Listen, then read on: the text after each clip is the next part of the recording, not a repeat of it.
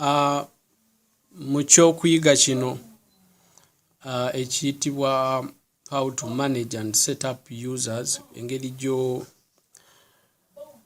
gy'okola accounts ez'enjawulo mu QuickBooks.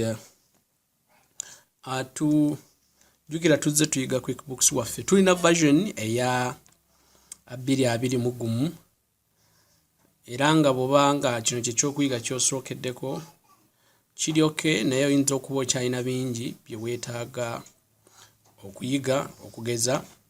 Oyinza okwebuuza lwaki ate ffe homepage yaffe efaanana bweki. Ebyo byonna tumaze okubiyiga mu by'okuyiga bye tuvuddemu emabega. Mu kyokuyiga kino tugenda kulaba engeri gy'okumanaginga oba okucreating accounts, ate bw'okola account omuntu omuwota privileges ez'enjawulo mu QuickBooks 2021. Katutandikirewo.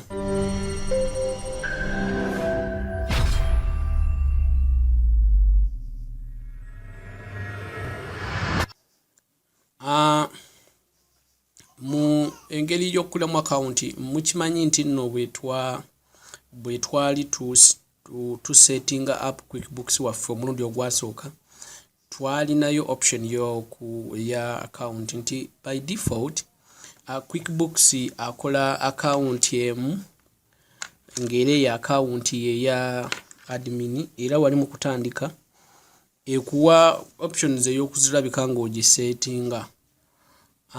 Katugende accounts oba users obasingana mu company. Mu company bw'okkirira wansi wano waliwo users.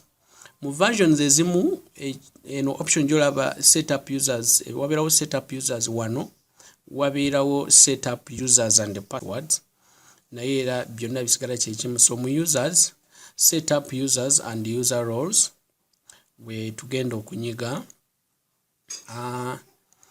olw'ensonga nti eno admin account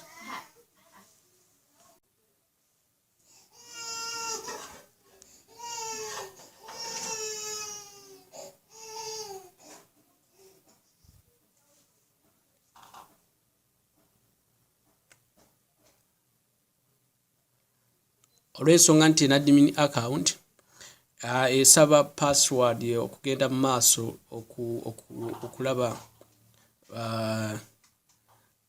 okulaba aba users abalala okuba settinga. Olw'ensonga nti password twagisettinze nga tutandika, kanjiyingizeemu ate tugende mu maaso. Nejjukira nti tukolera offline.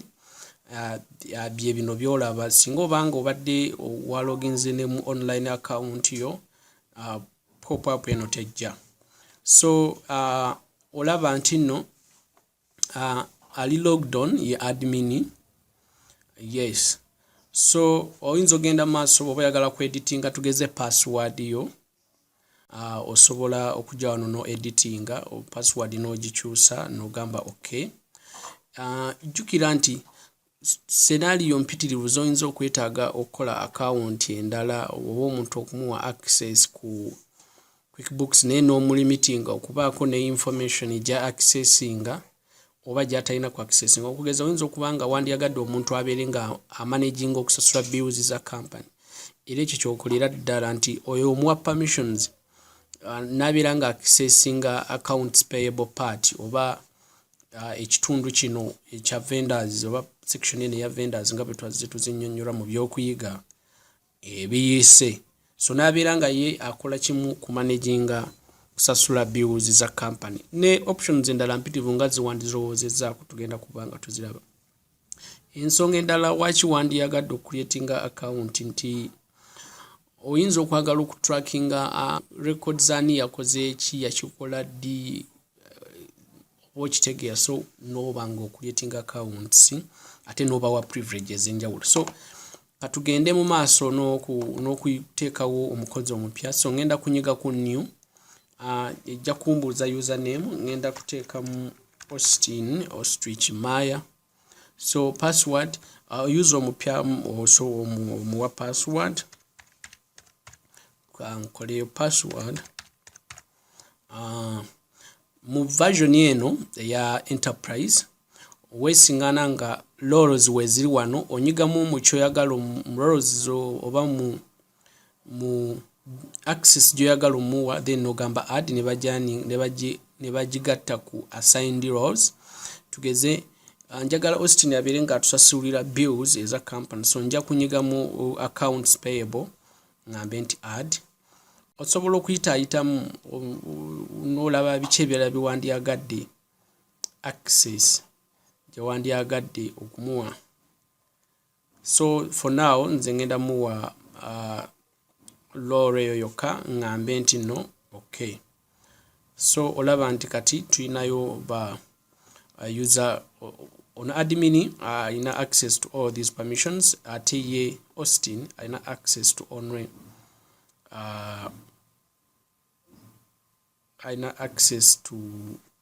these permissions. So osobola okumanaging permissions if katugende maaso no closing logging out tulabe bwe tuloginga mu account ya Austin. Jukira tumuwadde accounts payable part oba roles zokka.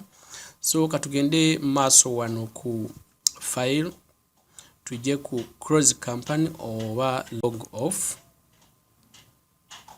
Tugamba close company oba log off, ndowooza olaba nti etuzaayo ku screen eno. Yenno ye screen gy'otandikirako nga ogenda okuloginga in mu QuickBooks bw'obanga wagiclosinze. So ngenda ku double clickinga mu company, so asobola okukozesa option ey'emabbali wali ebadde eya open.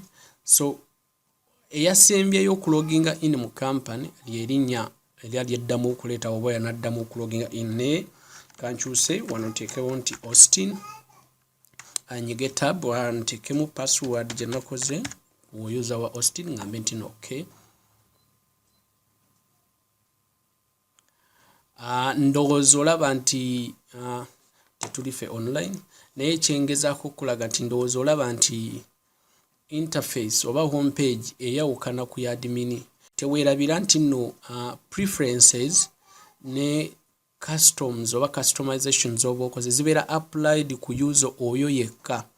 Ziri ze twasettinze up, twazisettinze up mu admin's account. So nono user bw'aba yeetaaze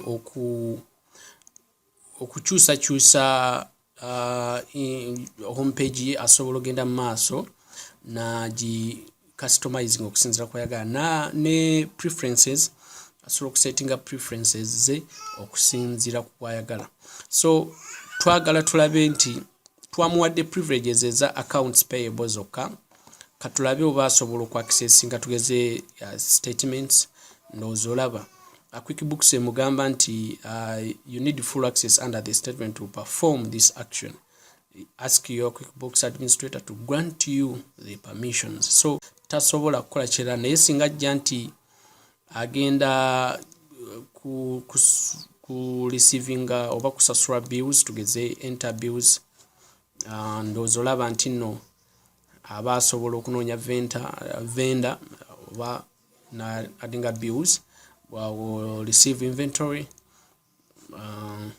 Olaba abeera asobola okusasula, so alina access ku ebyo bye twamuwadde, ate talina access ku ebyo bye tutamuwadde ku lukusa oba tasobola kukola ebyo byatakkiriziddwa kutuukirwa. Ensonga nti wabeerawo tugeze wano mu statement charges and statements, wabeerawo oba mu credit cards wabeerawo information imperative yaba customer. Oyinza obutaagala muntu kubeera nga accessinga information ne nabaako specific task gy'akola mu QuickBooks.